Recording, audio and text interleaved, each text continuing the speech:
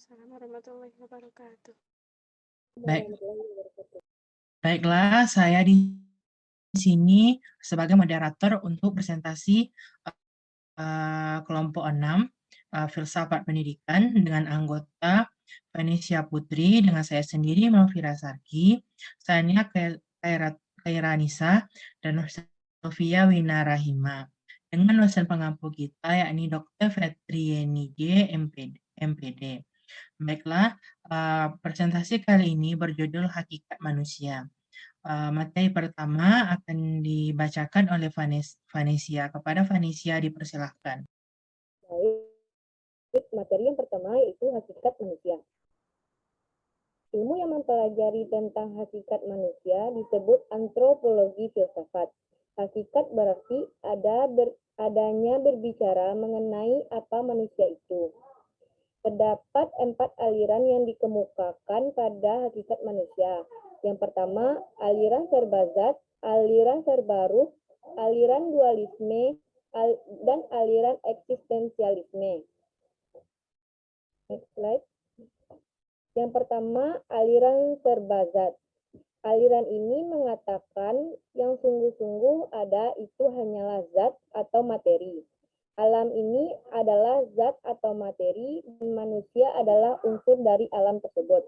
Maka dari itu, manusia adalah zat atau materi. Yang kedua, aliran serba ruh. Aliran ini berpendapat bahwa segala hakikat sesuatu yang ada di dunia ini ialah ruh. Hakikat manusia adalah ruh. Adapun zat itu adalah manifestasi daripada ruh di atas dunia ini. Yang ketiga yaitu aliran dualisme.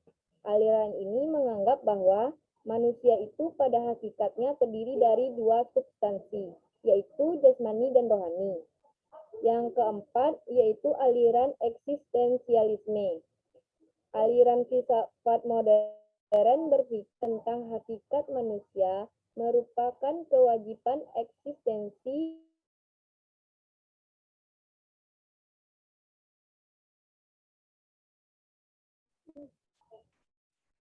Selanjutnya, Pusporojo berpendapat bahwa yang pertama, hakikat manusia haruslah diambil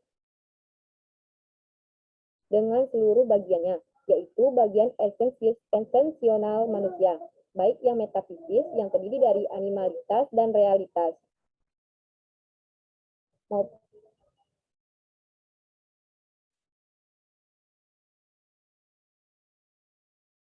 Baiklah, materi selanjutnya, pandangan agama tentang manusia yang akan saya bacakan sendiri. Menurut Islam, manusia adalah makhluk yang paling sempurna. Ia diciptakan untuk menjadi khalifah di bumi. Pada saat manusia dilahirkan, ia membawa kemampuan-kemampuan yang disebut fitrah. Fitrah inilah yang disebut dengan potensi. Manusia dalam Al-Quran adalah makhluk yang dilahirkan dalam keadaan suci, pendidikanlah yang dapat mengubah dan menentukan manusia menjadi manusia yang konkret. Al-Quran memberikan pandangan tentang manusia sebagai berikut. A. Menggunakan kata yang terdiri dari huruf alif, nun, dan sin, semacam insan, ins, atau anas. B. Menggunakan kata bashar. Dan C. Menggunakan kata Bani Adam dan zuriat Adam. Baiklah, materi selanjutnya akan dilanjutkan oleh Sania. Kepada Sania dipersilahkan.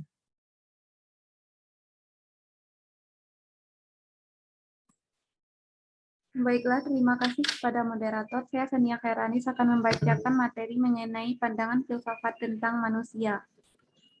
Beberapa pandangan filsafat tentang manusia yaitu 1. Teori dekadensi. Teori ini meletakkan manusia sejajar dengan hewan berdasarkan sebab mekanis. Artinya, manusia tidaklah jauh berbeda dengan hewan, di mana manusia termasuk hewan yang berpikir, melakukan segala aktivitas hidupnya. Manusia juga tidak beda dengan binatang yang menyusui. Yang kedua, metafisika. Dalam teori ini, manusia dipandang dari dua hal, yakni yang pertama fisik, yang terdiri dari zat. Artinya, bahwa manusia tercipta dari beberapa sel yang dapat diindra dengan panca indera. Yang kedua, ruh. Manusia identik dengan jiwa yang mencakup imajinasi, gagasan, perasaan, dan penghayatan. Semua itu tidak dapat diindra dengan panca indera. Yang ketiga, psikomatik. Psikomatik memandang manusia hanya terdiri atas jasad yang memiliki kebutuhan untuk menjaga keberlangsungannya. Artinya, manusia memerlukan kebutuhan primer atau sandang, pangan, dan papan untuk keberlangsungan hidupnya.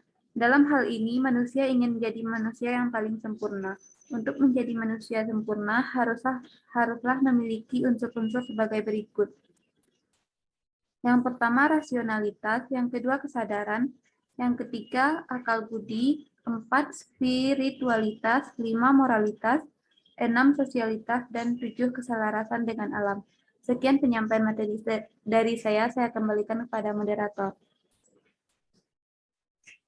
Terima kasih kepada Saudari Sania. Selanjutnya materi pandangan ilmu pengetahuan tentang manusia akan dilanjutkan oleh Sylvia. Kepada Sylvia dipersilahkan. Terima kasih kepada moderator. Baiklah, saya akan melanjutkan materi tentang pandangan ilmu pengetahuan tentang manusia.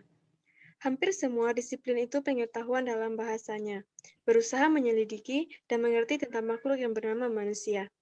Aristoteles pada tahun 384-32 sebelum Masehi mengatakan bahwa manusia itu adalah hewan berakal sehat, yang mengeluarkan pendapatnya yang berbicara berdasarkan akal pikirannya.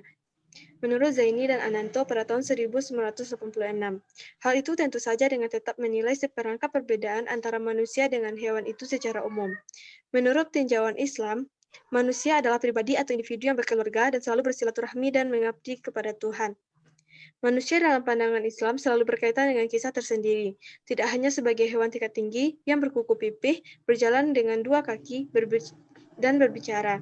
Islam memandang manusia sebagai makhluk sempurna dibandingkan dengan hewan. Sekian, terima kasih. Kembalikan kepada moderator.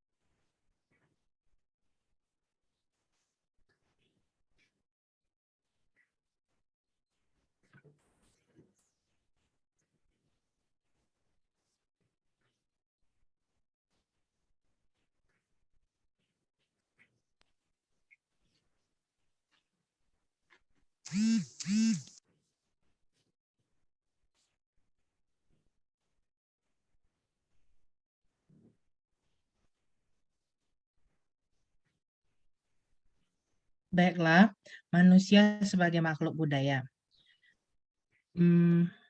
Manusia sebagai makhluk yang berbudaya tidak lain adalah makhluk yang senantiasa mendayagunakan akal budinya untuk menciptakan kebahagiaan, karena yang membahagiakan hidup manusia itu hakikatnya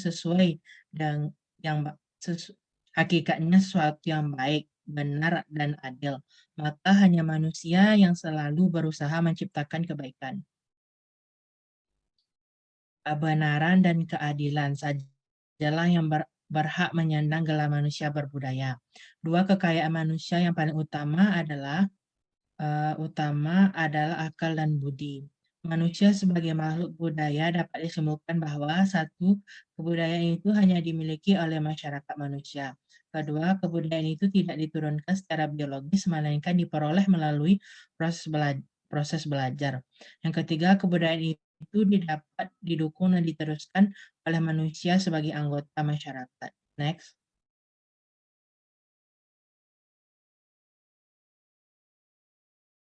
Sifat hakikat kebudayaan. Kebudayaan terwujud dan tersalurkan dari lakuan manusia. Kedua, kebudayaan telah ada terlebih dahulu daripada lahirnya suatu generasi tertentu dan tidak akan mati dengan habisnya usia generasi bersangkutan. Yang ketiga, kebudayaan diperlukan oleh manusia dan diwujudkan dalam tingkah lakunya. Yang keempat, kebudayaan mencakup aturan-aturan yang berisikan kewajiban-kewajiban, tindakan-tindakan yang diterima dan ditolak, tindakan-tindakan yang dilarang dan yang diizinkan. Yang kedua, wujud kebudayaan. Satu, wujud gagasan. Budaya dalam wujud gagasan atau ide ini bersifat abstrak dan tempatnya ada di dalam alam pikiran warga pendukung. budaya yang bersangkutan sehingga tidak dapat diraba atau difoto. Yang kedua, wujud perilaku atau aktivitas. Wujud perilaku ini bersifat konkret dan dapat dilihat dan didokumentasikan di foto dan di film. Contoh, petani sedang bekerja di sawah, orang sedang menari dengan lemah gemulai, orang sedang berbicara, dan lain-lain. Masing-masing aktivitas tersebut berada di dalam satu sistem tindakan dan tingkah laku. Yang ketiga, wujud benda hasil budaya. Semua benda hasil karya manusia tersebut bersifat konkret, dapat diraba dan difoto. Contoh, bangunan-bangunan megah, seperti piramida, tembok Cina, menhir, alat rumah tangga seperti kapak, perunggu, gerabah, dan lain-lain.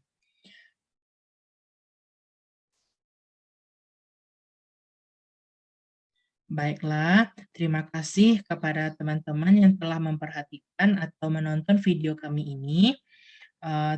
Baiklah, kami dari kelompok 6 mengucapkan maaf jika ada kesalahan.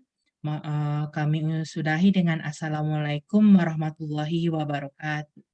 Waalaikumsalam warahmatullahi wabarakatuh.